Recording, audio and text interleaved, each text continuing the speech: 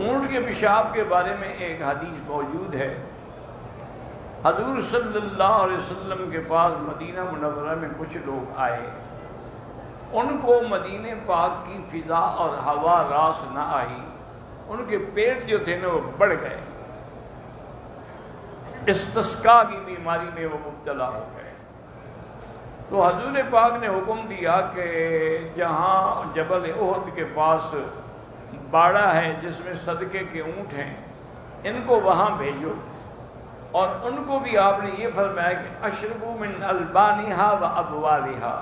تم اونٹ کا دودھ بھی پیا کرو اور پیشاب بھی پیا کرو۔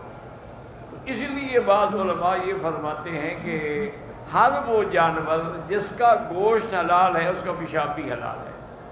لیکن امام ابو حنیفہ رحمۃ اللہ علیہ فرماتے ہیں کہ بالکل نہیں، وہ تو بیماری کے لیے حضور نے علاج بتایا تھا،